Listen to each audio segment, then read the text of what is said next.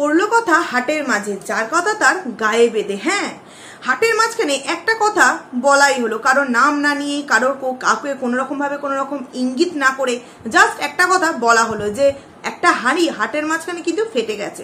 এইবার যার কথা, যার হাঁড়ি, সে কিন্তু নিজের গায়ে মেখে ওয়াইটিতে এসে একদম তাণ্ডব মাচাতে আরম্ভ করে দিয়েছে। আচ্ছা বন্ধুরা, এখানে তো অনেক শিক্ষিত শিক্ষিত ভদ্র ভদ্র আমাদের দিদি ভাইরা আছে না। আমি যারা আমাদের দিদা ভাইকে সাপোর্ট করে তাদের কথা বলছি না, যারা রিনাকে সাপোর্ট করে, যারা কিনা এই দালালকে সাপোর্ট করে, তাদের উদ্দেশ্যে একটা কথা বলতে চাইছি। এরকম কি কখনো হয়েছে যে চুরি করে এসে বড় গলায় এসে বলেছে হ্যাঁ আমি চুরি করেছি, বা কেউ এইটা করে সে এসে বলেছে যে হ্যাঁ আমি এটা কাউকে করেছি, নাও আমাকে কি সাজা দেবে, কি শাস্তি দেবে? না, এরকমটা হয়তো এখনো পর্যন্ত দেখা যায়নি। সেখানে কালকে যে একটা আমরা কথা শুনতে পেয়েছি যে এই যে ফোগলাকে এমন ভাবে রামপাট দেওয়া হয়েছে, তার কারণটা কি? প্রথমে সে তার প্রিয় প্রাণের যে গাড়ি সেটাকে বন্ধক দিয়েছিল এবং সেটাকে যেখান থেকে হোক টাকা জোগাড় করার পর সেটাকে ছাড়িয়ে নিয়ে এসেছিল, কারণ সেটা না হলে তো ফুটানিটা দেখানো হবে না, কারণ থাকার মধ্যে তো একটাই আছে, তাই না? তো সেটা করেই তো ওই মানে ধেপসি গামলাকে নিয়ে ঘোরাফেরা, রেস্টুরেন্টে খাওয়া দাওয়া, এই সমস্ত নোংরাগিরি নছল্লাগিরি মানে নিয়ে আসা, শ্বশুরবাড়ি থেকে আবার শ্বশুরবাড়িতে দিয়ে আসার জন্য স্টেশনে পৌঁছে দেওয়া, এইগুলো তো ওই গাড়ির মারফতই করতে হবে। তো ওই গাড়িটা বন্ধক পড়ে রইলো কি করে হয় বলো তো বন্ধুরা? আর আমার মনে হয় এখানে ওখান থেকে টাকা ধার নেয়নি, নিয়েছে কিন্তু এই গামলার কাছ থেকে। ওই জন্য গামলার অবস্থা কি শোচনীয় দেখেছো? কে কপিগুলো ফেলে দিচ্ছে, সেই কপি থেকে পোকা বের করে পচা জায়গা বাদ দিয়ে সেইগুলোকে রান্না করে খেতে হবে। এই গামলায় কিনা আবার 2 লাখ টাকার আইফোন ইউজ করে, ভাবতেও না হাসি পায়।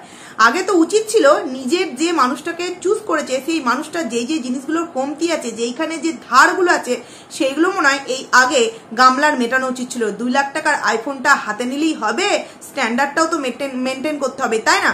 দেখো কিরকম একটা মানুষকে চুজ করেছে, যার না আছে কোনো রকম কোনো রূপের চিড়ি, না আছে কোনো গুণের চিড়ি। আর গুণ আর রূপ বলতে ওরে বাবা রে বাবা, একের পর এক চুরির অভিযোগ, মানে এইগুলোকে ঠিক ছিচকে চোর বলে, তাই না বন্ধুরা?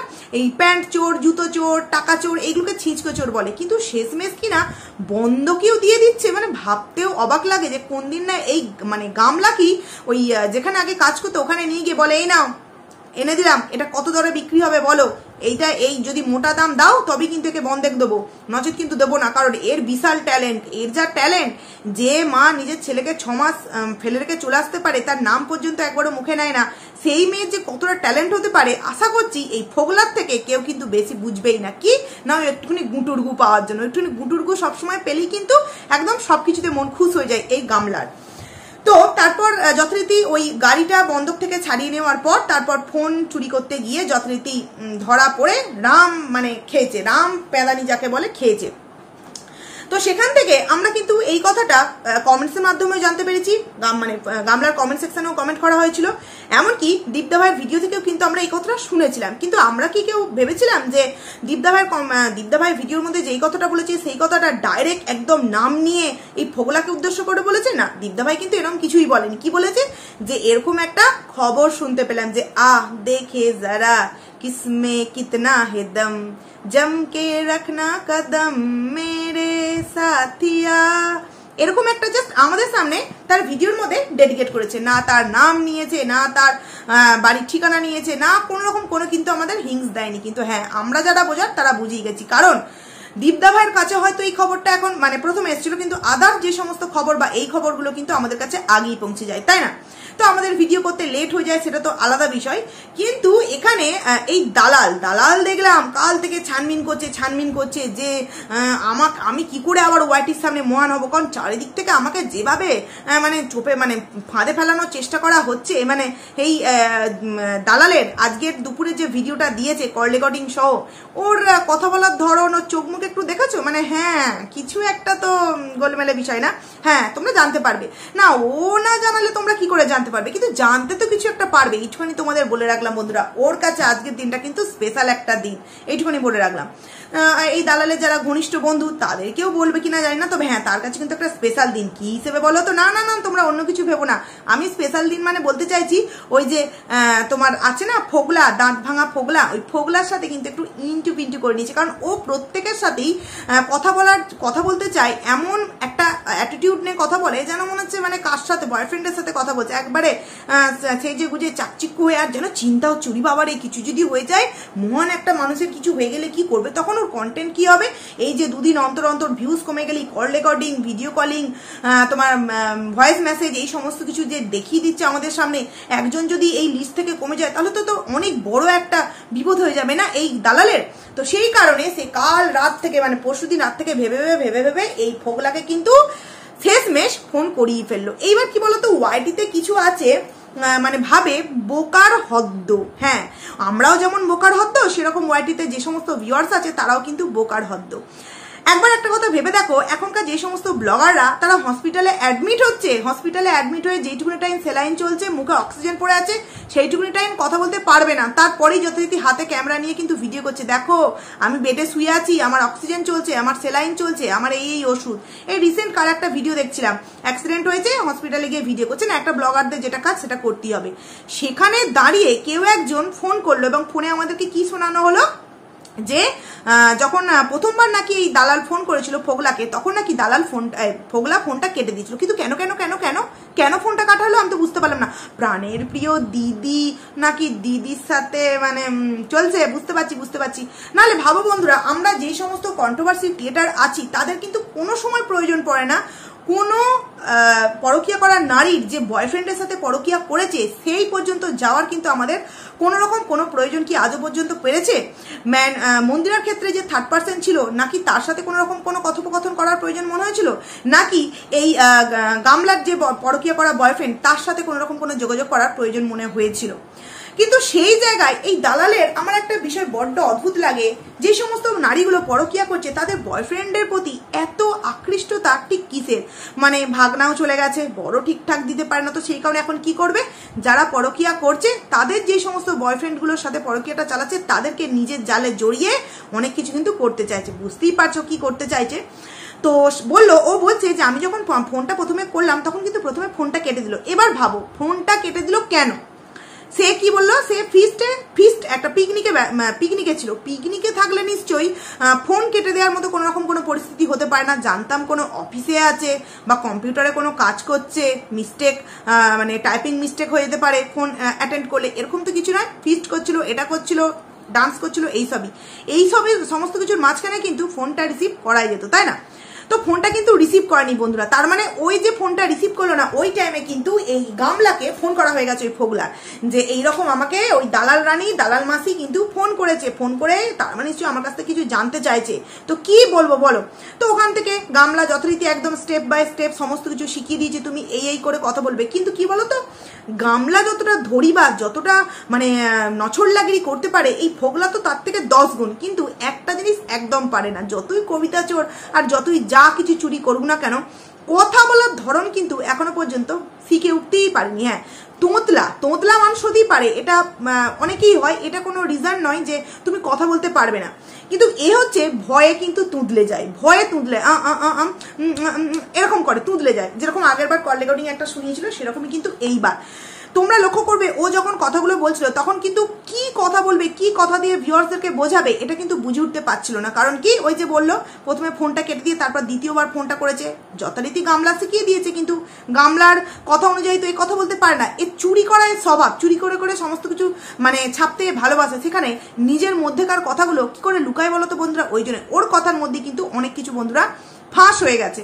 ও যখন দালাল বললো কি শুনলাম মাঠটার মানে ধোলাই টোলাই হয়েছে নাকি এরকম কিছু একটা বলছে কি হয়েছে, কি, কবে, কোথায়, মানে এমন একটা অ্যাটিটিউড দেখাচ্ছে যেন কিছুই জানি না। কিন্তু বন্ধুরা, আমাকে যদি কেউ হঠাৎ করে ফোন করে বলে যে শুনলাম নাকি এরকম মারধর খাওয়া হয়েছে, তো প্রথম কথা আমি জিজ্ঞেস করবো তুমি কার কাছ থেকে জানলে, তুমি এটা জানলে এই খবরটা? মানে আমাদের রিয়াকশনটাই হবে কিন্তু একটা অন্যরকম ভাবে, যে যারা বলছে তারা কি প্রমাণ দিতে পারবে না? এর মধ্যে কিন্তু এরকম কোনো সততা বা এরকম কোনো কনফিডেন্স লেভেল কিন্তু এর মধ্যে ছিল না। এই ফোগলার মধ্যে কথার মধ্যে কিন্তু তুদলে যাচ্ছিল। সে যথারীতি বললো যে আমার বাড়ির পাশের কুকুরগুলো তো ঘেউ ঘেউ অনেকদিন বন্ধ করে দিয়েছে, ওয়াইটির কুকুরগুলো নাকি ঘেউ ঘেউ করছে। কিন্তু কি জানিস তো, এই ফোগলাকে বলছি তুই তো নিজেই একটা কুকুর, আবার কি এমনি সেমনি নয়, তুই নেড়ি কুত্তা যাকে বলে, ওই জন্য তুই সব দিকে ঘেউ ঘেউ ঘেউ ঘেউ ঘেউ ঘেউ করছিস। দেখ কালকে দীপদা ভিডিওতে কি বলেছে না বলেছে সেটা যদি বাদ দিই, এই গামলার কমেন্ট সেকশনে যে কমেন্ট এসছে সেই নিয়ে আমরা ভিডিও করেছি। আমরা তো কন্ট্রোভার্সি ক্রিয়েটার, তো সেখানে ভিডিও করেছি। কিন্তু নিজেকে প্রমাণ করবার জন্য আমি দেখো মার যদি খেয়ে থাকি তাহলে বিয়ে বাড়িতে আমি কি করে এসেছি, দেখো আমার এগুলো ফ্রেন্ড সার্কেল, হ্যাঁ আমাকে কেউ ভালোবাসে না, আমাকে কেউ পাত্তা দেয় না, তাহলে এই যে আমি ফ্রেন্ড সার্কেলের মধ্যে বিয়ে বাড়ি এসেছি তাহলে আমি কি করে আসতে পারলাম। সেকেন্ডও তো ইউটিউবে একটা রিলস ভিডিও আপলোড করেছে, তাতে কিন্তু গাড়ি নিয়ে ব্রুম ব্রুম ব্রুম বন্ধক দিয়েছিলাম, গার্লফ্রেন্ডের টাকা নিয়ে এই মাত্র ছাড়িয়ে নিয়ে এসেছি।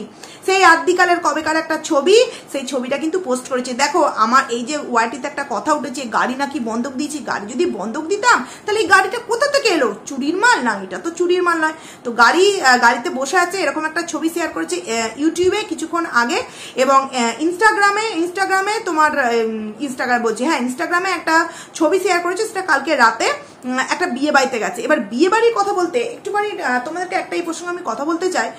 তাহলে রিনা কিন্তু রিনার ভিডিওর মধ্যে কালকে বলছিল যে ওদেরও কিন্তু একটা বিয়ে বাড়ির নিমন্ত্রণ আছে, যেখানে কিনা যেই মেয়েটার বিয়ে বাড়ি, যাদের পরিবারের ওই বিয়ে বাড়ির তরফ থেকে নেমন্তন্ন আছে, তারা জানবে না যে ছেলের তরফের নেমন্তন্ন না মেয়ের তরফের নেমন্তন্ন।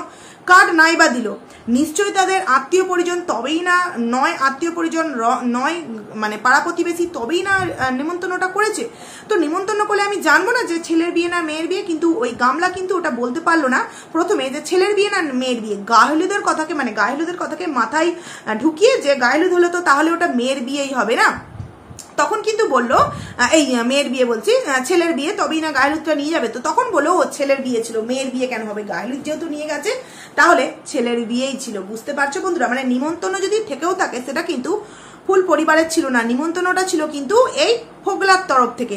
ফোগলার ওয়াইফ বলে কথা, তাদের দুজনকে নিমন্ত্রণ করেছে। আমরা যতই তোমাদের সামনে বলি যে ওদের বিয়ে হয়ে গেছে, কিছু কিছু অন্ধ ভিউয়ার্স আছে, ওই যে চোখ থাকতেও কানা, কান থাকতেও মানে কি বলবো কালা এবং মুখ থাকতেও বোবা, সেই রকম কিছু ভিউয়ার্স আছে যারা কিন্তু সমস্ত কিছু বুঝেও কিন্তু বুঝতে পারছে না। তো অনেকে বলে যে দীপদা নাকি কোনোরকম কোনো ট্যালেন্টই নেই, ট্যালেন্ট নেই বলেই না আস্তে আস্তে নিজেকে হিরো সাজাচ্ছে, এবং আস্তে আস্তে কিন্তু 200কে কমপ্লিট করে ফেলেছে। সেই জায়গায় গামলা কি করছে, গামলা শেষমেশ কিনা কেউ ফেলে দিয়েছে সেই কপি এনে সেখান থেকে পোকা জায়গা এবং পচা জায়গা বেচে সেটাকে রান্না করে একটা ঘ্যাঁট তৈরি করে খেতে হচ্ছে। বন্ধুরা অবস্থা দেখেছো কতটা শোচনীয় অবস্থা। তো সেইখানে আমি তো বুঝতে পারলাম না এই ফোগলা এই দালালকে অ্যাকচুয়ালি কি বোঝাতে চাইলো। ফোগলা দালালকে বলছিল যে রাস্তার পাশে কুকুরগুলো তো ডাকা বন্ধ করে দিয়েছে, ওয়াইটিতে কিছু কুকুর ঘেউ ঘেউ করছে, কুকুর আমরা নয়, কুকুর তুই নেড়ি কুত্তা, ওই জন্য গন্ধ শুকতে কিন্তু ওয়াইটির কোনো না কোনো একটা যোগাযোগ মাধ্যম ধরে বলতে চলে আসিস। যখন ওটা বলতে বললো আমার ওয়াইটিতে একটা ছোট্ট আইডি আছে যার এখনো পর্যন্ত মনিটাইজেশন অন হয়নি। হ্যাঁ মনিটাইজেশন, ও বাবা উচ্চ শিক্ষিত, বলেছিল না যে আমি তো কি দীপদা ভাইকে 8 পাস বলে খিল্লি উড়িয়েছিল। তো 8 পাস হলেও না উচ্চারণ, নর্মাল উচ্চারণগুলো কিন্তু করতে পারে, যে মনিটাইজেশন, সেখানে কি বলছে যে মনিটাইজেশন, যাই হোক বললো সেটা শুনলাম।